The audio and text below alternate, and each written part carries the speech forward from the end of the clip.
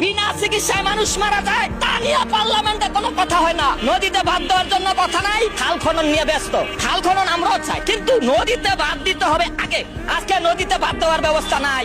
আমার নেতা বরিশালের এমপি, আমার নেতা আব্দুল জলিল সাহেবের প্রতিদ্বন্দ্বী বিএনপির নেতা পাস করছে, আমরা তার পাশে ছিলাম। এখন সেই মন্ত্রী চায় নদীতে বাদ দেওয়া হোক বরিশালে, কিন্তু নদীতে বাদ দেওয়ার প্রজেক্ট চালু হয় না কেন? আমি বিএনপি বুঝি না, আমি আওয়ামী লীগ বুঝি না, জামাত বুঝি না, এনসিপি বুঝি না। এই দেশের রিকশাওয়ালা, ব্যাংক শ্রমিক, কৃষক শ্রমিক, এই দেশের অসহায় মানুষ যদি তাদের অধিকার না পায়, আমি কোন দলের দালালি করতে পারবো না। আমি কোন দলের বিরুদ্ধ বলি না, পক্ষ বলি না। অসহায় মানুষ চিকিৎসার অধিকার পাবে, খাদ্যের অধিকার পাবে, বস্ত্রের অধিকার পাবে, শিক্ষার অধিকার পাবে, কর্মসংস্থানের অধিকার পাবে। এইটাই ছিল জুলাই আন্দোলনের মূল লক্ষ্য। আজকে জুলাই আন্দোলনের মূল লক্ষ্য থেকে যদি এনসিপি তোমরা সরে যাও, তোমাদের পাশে আমরা জনগণ নাই। অনেকে বলে খায়রুল মনে হয় বিএনপি কে নামানোর জন্য জুলাই আন্দোলনের বিরুদ্ধে লাগছে। আরে ভাই, আমি জুলাই আন্দোলনের পক্ষে, কিন্তু তাদের লক্ষ্য ছিল চিকিৎসা পাইবো, খাদ্য পাইবো, বস্ত্র পাইবো, বাসস্থান পাইবো, নদীতে বাদ দিব, কর্মসংস্থান হইব। এইটা আমাদের জুলাই আন্দোলনের লক্ষ্য ছিল। কিন্তু পার্লামেন্টে দাঁড়াইয়া কেউ এই কথা বলে না। আজকে জনতার পার্লামেন্ট, রাজপথে দাঁড়ায় আবার কেন আমরা রাজপথে নামতে হচ্ছি? আমি রাজপথে আসি না, আমাকে এই প্রেস ক্লাবের আশেপাশে পাইবেন না। আজকে সাংবাদিক ভাই উপস্থিত সামনে পাইছেন, দেখে আমারে পাইছেন।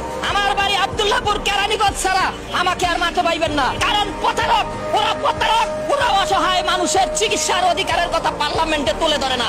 ওরা শিক্ষার আলো পৌঁছে দেওয়ার কথা পার্লামেন্টে তুলে ধরে না। ওরা শ্রমিকের ন্যায্য অধিকারের কথা বলে না। ওরা কারা আপনারা সবাই জানেন। সবাইকে বলিয়ে আমি সর্বদলীয় বিরোধী দল। চিকিৎসায় মানুষ মারা যায়, তা নিয়ে পার্লামেন্টে কোনো কথা হয় না। নদীতে বাদ দেওয়ার জন্য কথা নাই, খাল খনন নিয়ে ব্যস্ত। খাল খনন আমরাও চাই, কিন্তু নদীতে বাদ দিতে হবে আগে।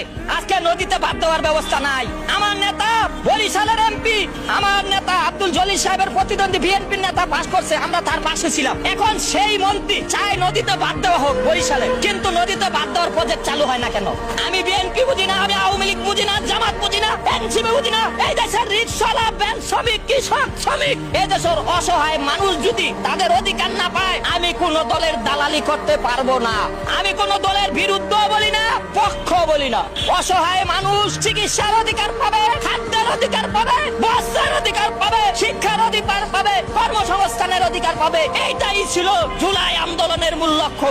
আজকে জুলাই আন্দোলনের মূল লক্ষ্য থেকে যদি এনসিপি তোমরা সরে যাও, তোমাদের পাশে আমরা জনগণ নাই। অনেকে বলে খায়রুল মনে হয় বিএনপি কে নামানোর জন্য জুলাই আন্দোলনের বিরুদ্ধে লাগছে।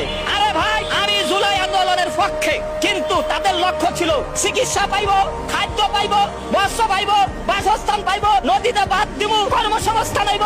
এইটা আমাদের জুলাই আন্দোলনের লক্ষ্য ছিল। কিন্তু পার্লামেন্টে দাঁড়াইয়া কেউ এই কথা বলে না। আজকে জনতার পার্লামেন্ট, রাজপথে দাঁড়ায় আবার কেন আমরা রাজপথে নামতে হচ্ছি? আমি রাজপথে আসি না, আমাকে এই প্রেস ক্লাবের আশেপাশে পাইবেন না। আজকে সাংবাদিক ভাই উপস্থিত সামনে পাইছেন, দেখে আমারে পাইছেন।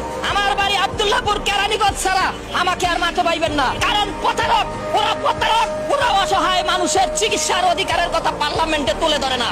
ওরা শিক্ষার আলো পৌঁছে দেওয়ার কথা পার্লামেন্টে তুলে ধরে না। ওরা শ্রমিকের ন্যায্য অধিকারের কথা বলে না। ওরা কারা আপনারা সবাই জানেন। সবাইকে বলিয়ে আমি সর্বদলীয় বিরোধী দল খায়রুল।